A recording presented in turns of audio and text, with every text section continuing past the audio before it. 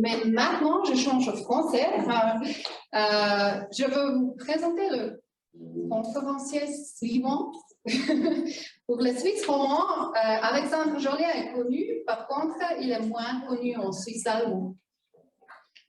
Alexandre Joliat est un philosophe et auteur de nombreux livres qui sont également traduits en allemand.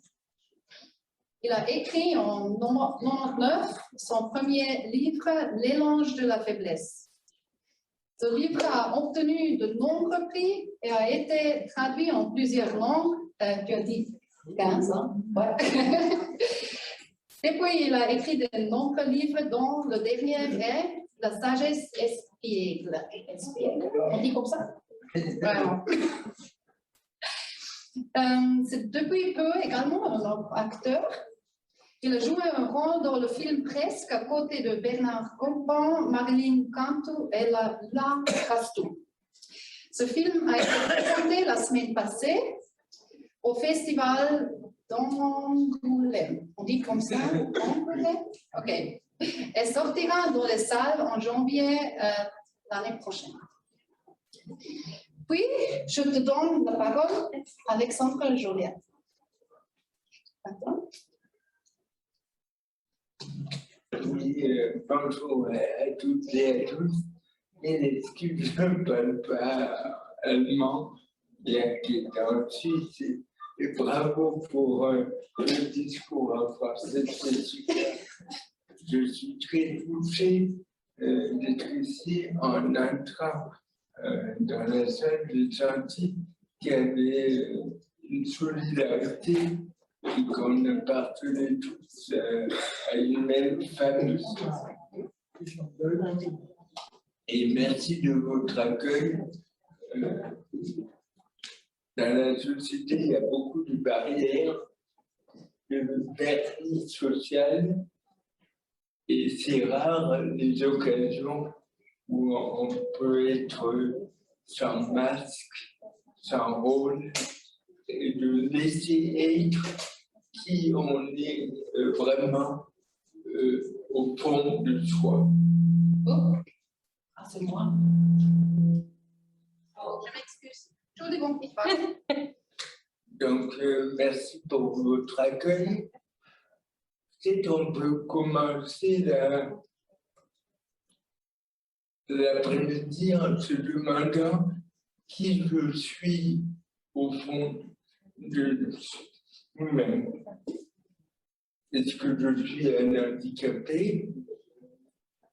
Est-ce que je suis réduit à ce que je fais? Et prendre le temps de vraiment se connecter avec notre être tout entier. Dans la vie, on est ballotté par des objectifs, par des impératifs intérieurs, extérieurs, pardon. Et vraiment prendre le temps de descendre en nous-mêmes pour voir qu'on est habité par une solidarité. Ce que j'aime bien, c'est le concept de Nietzsche, la grande santé. La bonne santé, ça exclut beaucoup de gens. Il y a plein de personnes qui ne sont pas en bonne santé. Ça dépend comment on définit la bonne santé, mais par rapport à l'autre, je ne suis pas en bonne santé. C'est un handicap.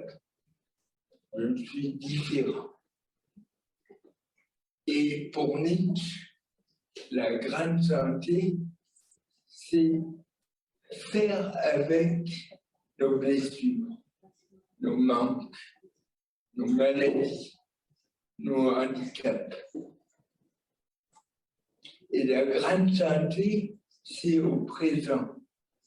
Qu'est-ce qu'on peut faire aujourd'hui, ici et maintenant, pour être dans cette grande santé? Pour moi, le premier pas vers l'engagement, le don de soi, la solidarité, c'est la joie. C'est la question de Spinoza. Qu'est-ce qui me met en joie? C'est finalement la grande question de la spiritualité. Qu'est-ce qui m'installe dans une joie? Et de nouveau, on peut être plein de manques, de blessures, mais être dans la joie. La joie, c'est dire oui à l'existence, dire oui à la vie telle qu'elle est. Inscrire sa vie dans une dynamique. Chaque matin, se demander qu'est-ce que je peux faire aujourd'hui pour progresser, pour me libérer de ce que Spinoza appelle les passions tristes. Les passions tristes, c'est-à-dire la jalousie, le chagrin, la colère, le ressentiment. Et on est tous des esclaves en voie de libération. Et je trouve que c'est vraiment important de ne pas vouloir être un héros. Je regarde sur Internet les Jeux para-olympiques. Je trouve ça formidable. Mais je crois qu'on demande aux personnes handicapées d'être extraordinaires. Pour pouvoir exister, on doit faire mieux que les autres. Et ça, c'est terrible. Ça, c'est la société néolibérale. Ça, c'est la négation de la singularité de chacun. Ça ne veut pas dire qu'il faut croiser les bras et ne rien faire. Mais ça veut dire que chacun a son rythme.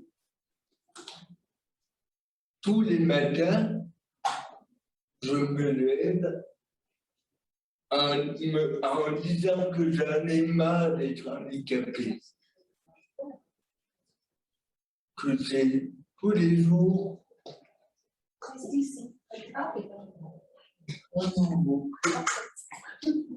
Sorry.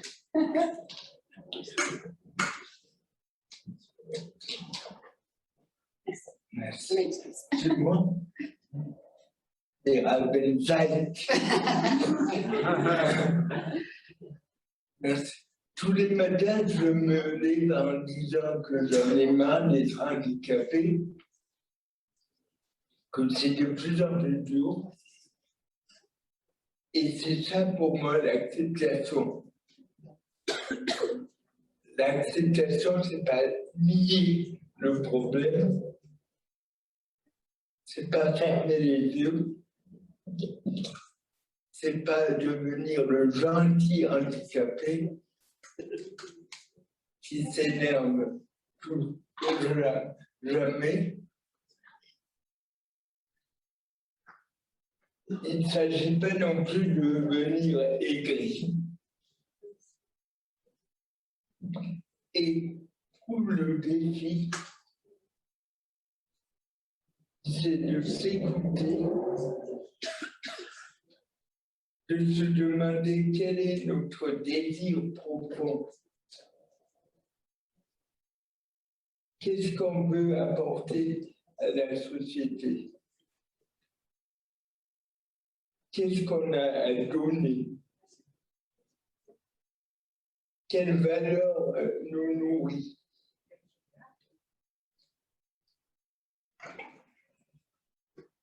Quelle est notre façon de dire oui à la vie?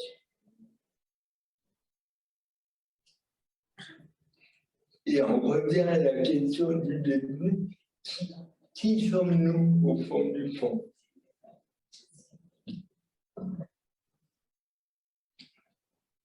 Dans une société comme la nôtre, le jeu moi est très important. Et je trouve que c'est important aussi de parler de nous. Nous, on est plus fort que les petits jeux. Nous, on peut dire oui à la vie. On parle beaucoup d'acceptation. Et je trouve la notion d'acceptation maltraitante. Parce qu'il y a quelque chose d'inacceptable dans l'injustice.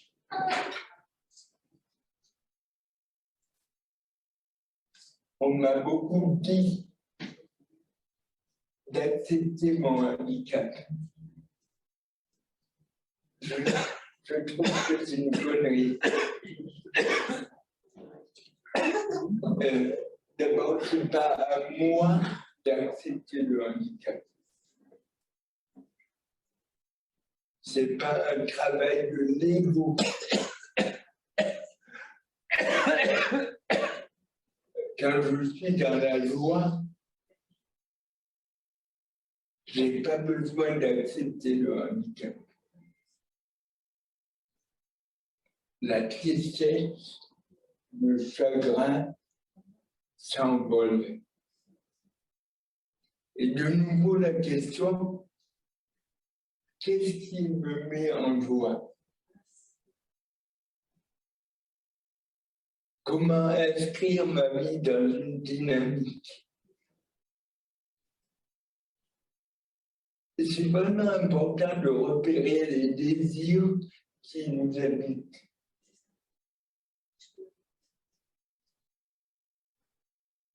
Le désir d'affection, le désir d'être reconnu, le désir d'avoir moins de problèmes, le désir d'être dans la joie, précisément. Et je pense qu'en tant que personne handicapée, j'ai deux grands chantiers. Me libérer du regard d'autrui. Je joue toujours un rôle. J'ai peur des moqueries. Et je finis par être une caricature de moi-même. Et le deuxième grand chantier,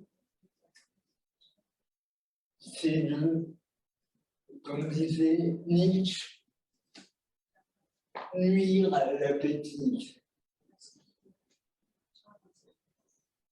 Mais pas dans la violence. Je trouve que défendre la cause des personnes handicapées,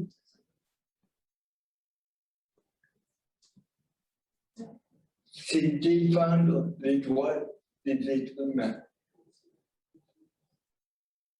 C'est travailler à une société plus éveillée.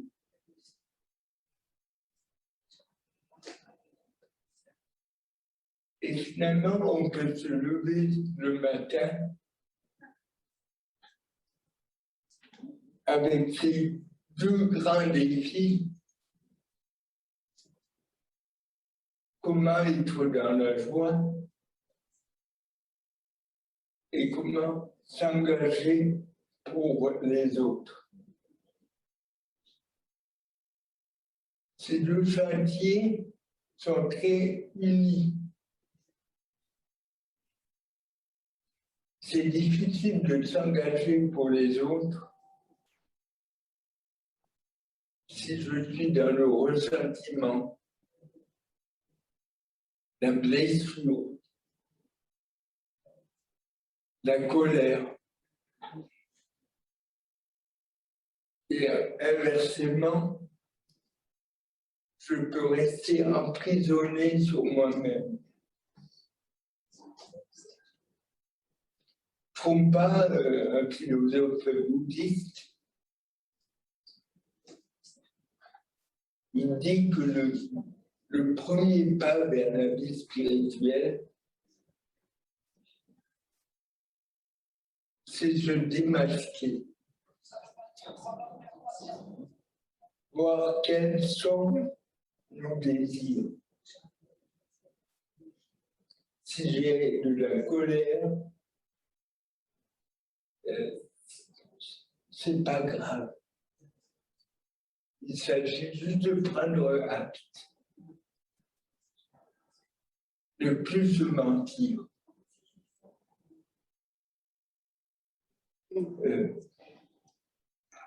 J'ai un copain qui est noir, il est aveugle et il est homosexuel. Et il dit que il passe d'une association à l'autre et rarement il est accueilli pour qui il est.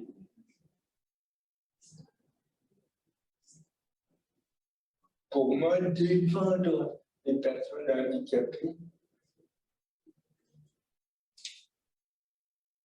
c'est défendre chaque minorité. Parce que si toutes les minorités se mettent ensemble, on devient majoritaire. Et j'étais récemment à une manifestation LGBT à Genève et je me suis senti exclu. Je me suis dit, merde, on est tous là pour bâtir une société éveillée et il y a des clans, des teams. Et je crois que l'engagement, l'engagement. Ah pardon. Je crois que l'engagement, c'est un amour inconditionnel.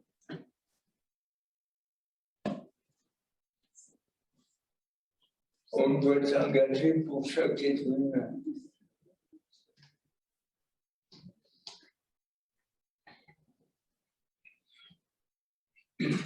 Je milite beaucoup ces temps pour la sexualité des personnes handicapées.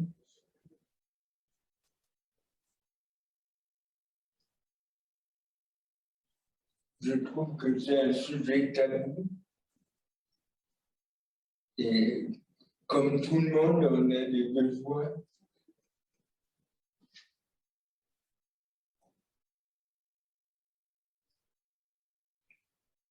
Et la dimension affective, c'est essentiel. La dimension donc, la question, c'est qu'est-ce que je veux apporter au grand nous? comment je veux me mobiliser. Nietzsche, dans Humain trop humain,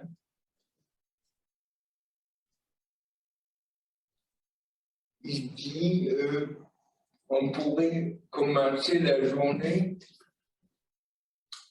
en se demandant qui ce jour-là on peut aider. Et je trouve ça très très concret. Le matin, je me lève et je suis emporté par mes soucis. La question de Nietzsche. À qui je peux faire plaisir aujourd'hui? C'est essentiel.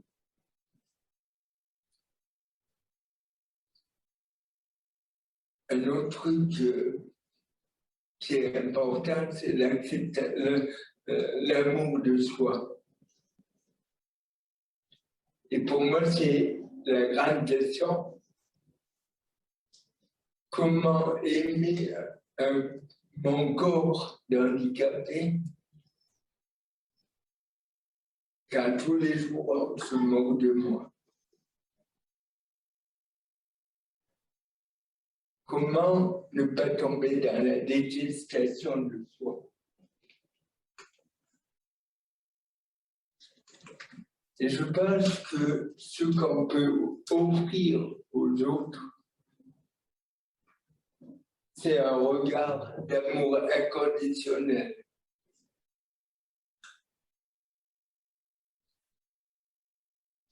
Ne pas juger l'autre. Parce qu'on peut juger parce qu'on a peur.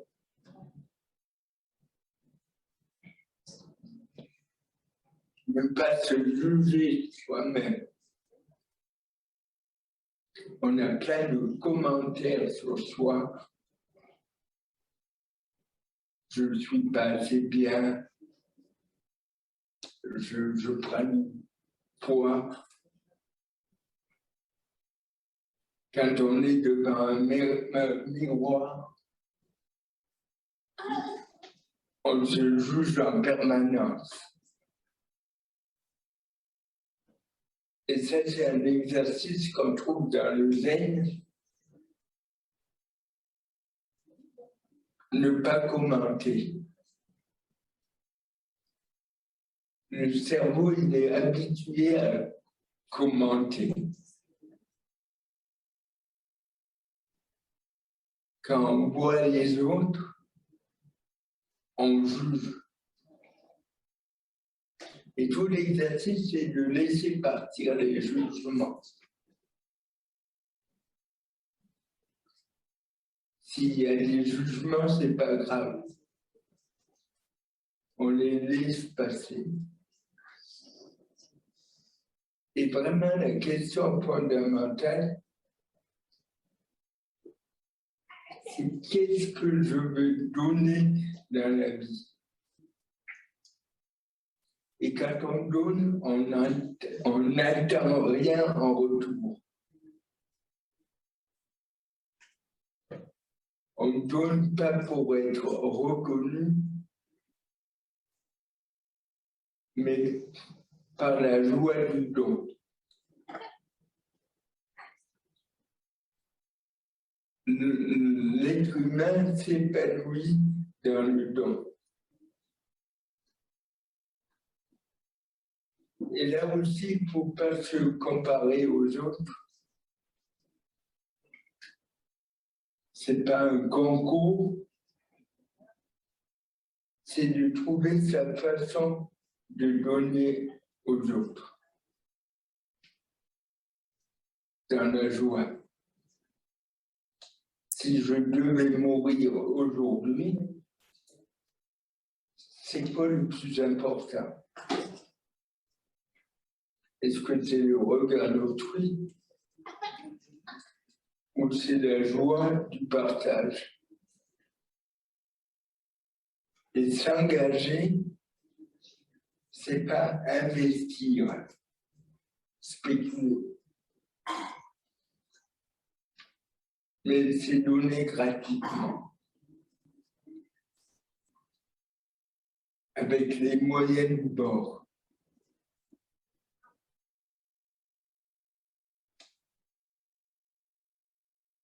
Mais je suis surtout intéressé par vous écouter sur comment être en joie, qu'est-ce que l'essentiel pour vous et comment se donner aux autres entièrement.